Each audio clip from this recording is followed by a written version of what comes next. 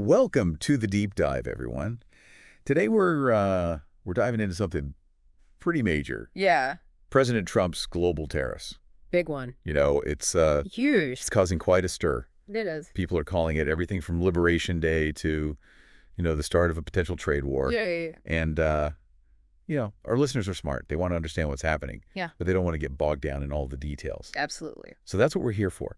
We have gone through a ton of information for this deep dive. We're talking economic analyses, news reports from places like The Guardian, BBC, Sky News, DW News, Yeah. financial reports in the Wall Street Journal, Zero Hedge, even some opinions and takes from people like Robert Reich on his podcast, Right. and money and macro analysis. Yeah. So our mission today is to really break this down, understand what these tariffs are all about.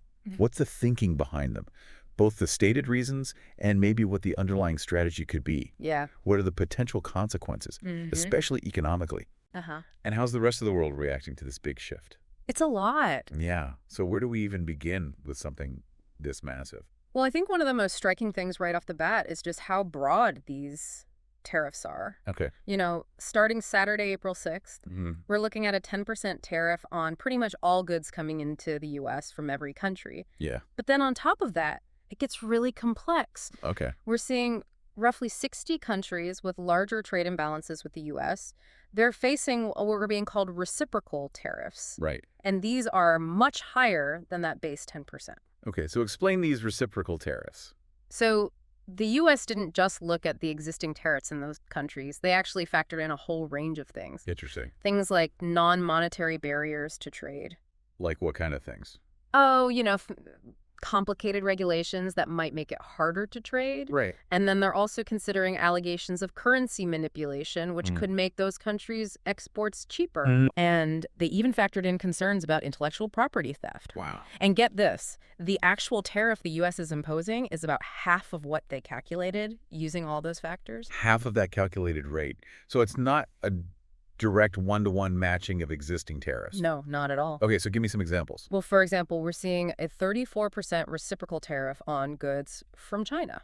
34%. And that's on top of tariffs that were already in play. Exactly. So when you combine those, the total tariff on Chinese goods jumps to 54%. Wow, 54%. That's significant. That's huge. The EU is looking at 20%. Okay. Japan, 24%. India, 26%. So not just the major economies. Right. You've got Vietnam at 46%, Bangladesh at 37%. It's a pretty wide range. It is. And it's not just general goods either, right? No, definitely not. For me, the part that really caught my eye was the 25% tariff on all foreign-made cars. Yeah, oh yeah. And this went into effect almost immediately after the announcement. Yeah, if you look at it in the bigger picture, the automotive industry is clearly a key area of focus. And then there's this other move that's worth noting. Okay. The closure of what's being called the de minimis loophole. The de minimis loophole. I've heard that term. Basically, it's this threshold below which imported goods are exempt from duties. Okay. And a lot of times they kind of escape scrutiny. I see. But closing this loophole could really impact countries like China.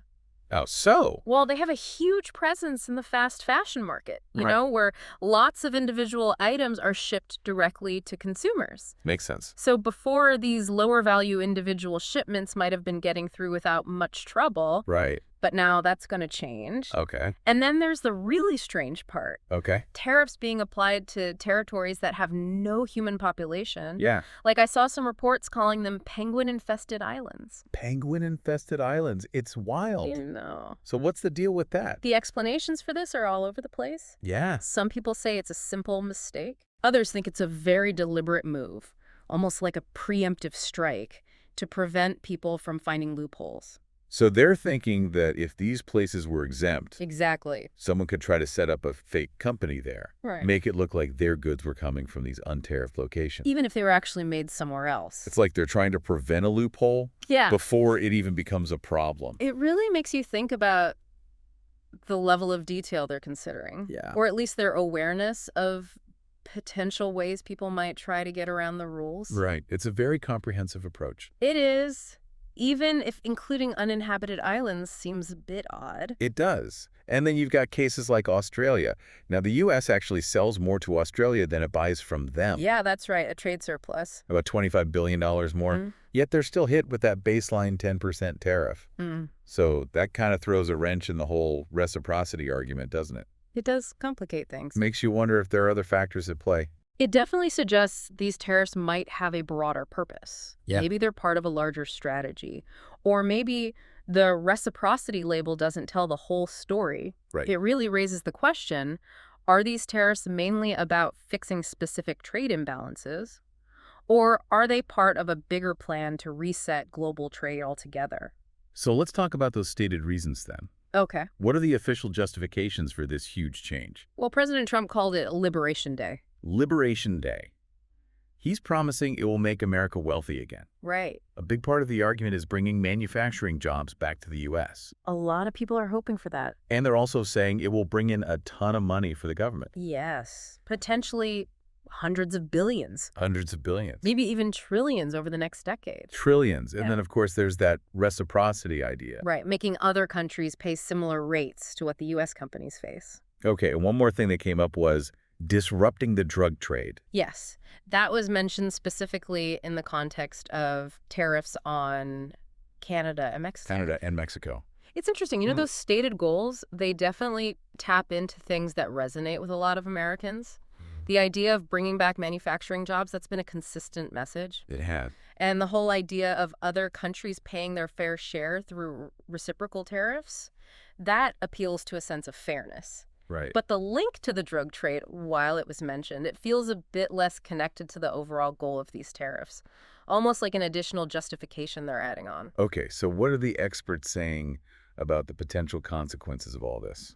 Well, from what I've been reading, it's not exactly a positive picture. Economists are pretty much universally concerned. Okay. They're warning about potential economic chaos. Chaos. Yeah. And price increases for consumers. Yeah, basically inflation. And the IMF, the International Monetary Fund. They've even said that this could pose a major risk to the global economy. The global economy, which is already a bit shaky. Exactly. And of course, other countries are already responding. They're not just going to sit back and take it. Right. China, for example, has already announced retaliatory tariffs of 34% on all goods coming from the U.S. Wow. 34%. And those are set to start just a few days after the U.S. tariffs. So it feels like that could create a really dangerous cycle. Definitely a risk of escalation. American companies trying to sell their goods overseas are going to face higher tariffs. Right. It's going to make them less competitive. And then there's the issue of the U.S. dollar potentially getting stronger, That's another concern. which would make American goods even more expensive for buyers in other countries. It's like a double whammy for U.S. exporters. Yeah. And we're also likely to see less choice for consumers here in the U.S. How so? Well, as imported goods get more expensive because of the tariffs, some stores might just stop selling them altogether. Oh, I see. So less variety. Less variety, higher prices. Okay. And what about the impact on jobs? Well, certain sectors in the U.S. that rely heavily on exports, like agriculture and manufacturing, they're predicted to lose a lot of jobs. Makes sense. And then there's the issue of supply chains. Okay. A lot of companies here rely on importing parts and materials from overseas because it's cheaper. But these tariffs are going to force them to make some tough choices. Like what? Well, they can either absorb the higher costs, which could hurt their profits, Right. or they can switch to domestic suppliers, which are usually more expensive. So either way, it impacts their competitiveness. Exactly. Okay. And what about the overall economic outlook? Not great. Not great. We're talking potentially slower economic growth, and some big financial institutions like JP Morgan and Goldman Sachs, they've reportedly increased their predictions for the likelihood of a recession in the U.S. A recession in the U.S. within the next year. So not good. And the stock markets have reacted pretty negatively, too. Yeah, I've been seeing that. Especially the U.S. market. It's seen bigger drops than other major global markets. Give me some specific examples. Well, Nike's stock is down significantly. Nike. That makes sense. A lot of their manufacturing is in Southeast Asia, Right. which is now facing those higher tariffs. Okay. And there are concerns about Boeing. Boeing. What about Boeing? Well, if other countries decide to buy planes from Airbus instead, Right, because of the tariffs? that could really hurt them. It would. And what about tech companies? Oh yeah, Apple, for example. Apple. They make most of their iPhones in China, which now has that 54% total tariff, Right. and Amazon, they ship a ton of goods directly from overseas sellers to U.S. customers. So they're definitely going to be affected. Absolutely. And even the banks are feeling the pressure. Yeah, their stock prices have been declining. What does that tell us? Well, it usually means they're worried about the overall economy and the possibility of a downturn. Okay, so it sounds like mostly bad news. Uh. Are there any potential winners in this situation? Interestingly, there are a few companies that might actually benefit. Okay. Well, big retailers like Walmart and Costco. Walmart and Costco. How could they benefit? Well, they're so big and they have so much buying power. They might be able to negotiate better deals with suppliers I see. and potentially absorb some of the price increases. And maybe even gain market share from smaller competitors. Exactly. Okay, and what about U.S. companies that compete with imports? That's a bit more complicated. Some people argue that they'll get a boost from the tariffs Right. because it'll make their products more competitive. Okay. But a lot of economists disagree. Right. They say it's not that simple. And then, of course, there are concerns about people's retirement savings. Yeah. Especially if the stock market continues to be volatile. Right. And let's not forget about the car industry. The art industry. Even cars made in the U.S. are expected to get more expensive. Really? Because of the tariffs on imported parts, Right. some estimates say it could add an extra $3,000 per car. $3,000. Just from tariffs on parts from Canada and Mexico. Wow. Another $3,000 from other foreign parts. And even $400 just from tariffs on steel and aluminum. That's crazy. It really adds up. And all those increased costs, they're going to be passed on to consumers in the end. Right. It's a common misconception that foreign countries are the ones paying these tariffs. In reality, they act like a tax on domestic consumption. So how is the rest of the world reacting to all of this? Not well. Not well. There have been a lot of angry statements and threats of retaliation. Pretty much all the major U.S. trading partners. Wow. China has been particularly vocal. Okay. They've called these tariffs unilateral bullying. Unilateral bullying. And they've already announced their counter tariffs. Right. And then there's Germany.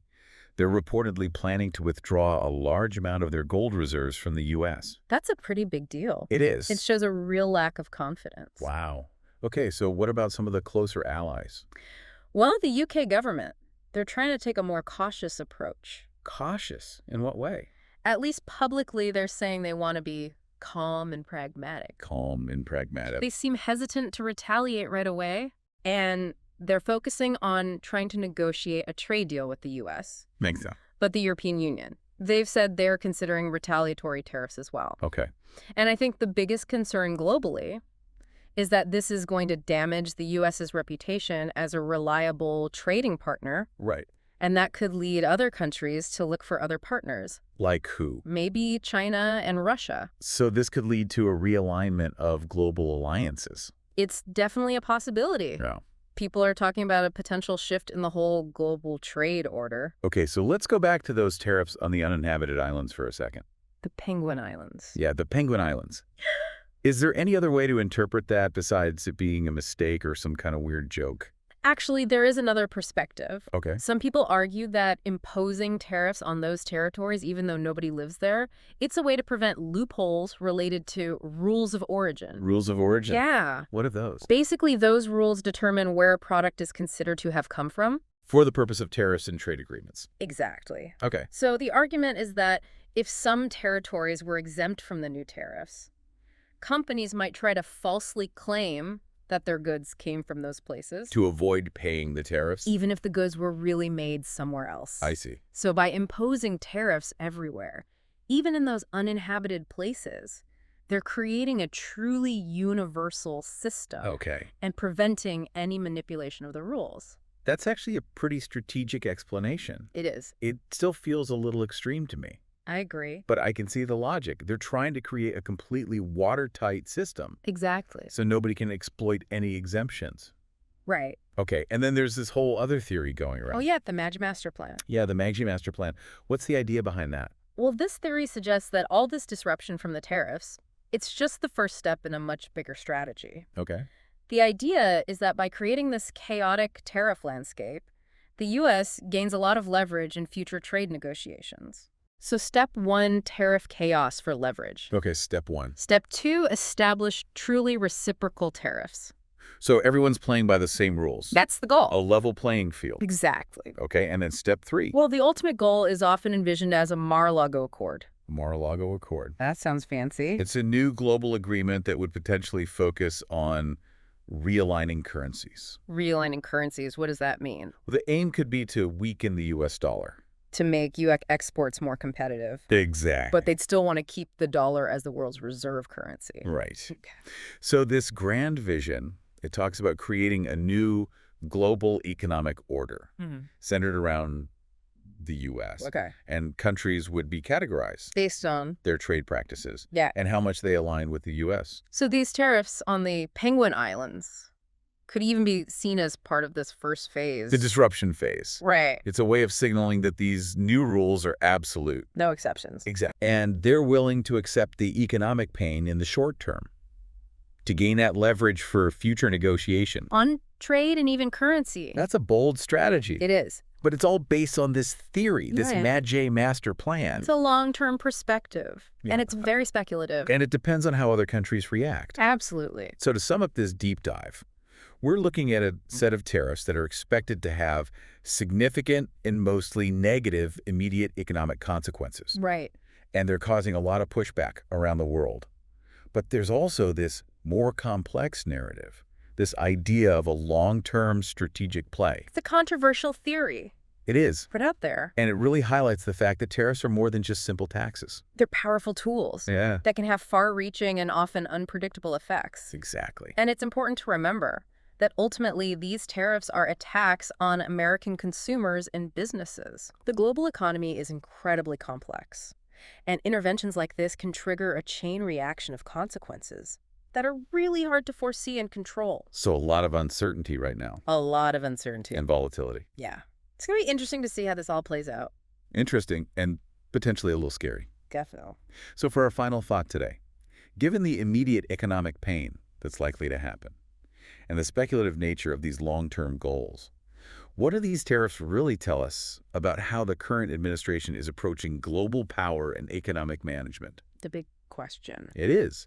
Is this a calculated disruption to reshape the world order?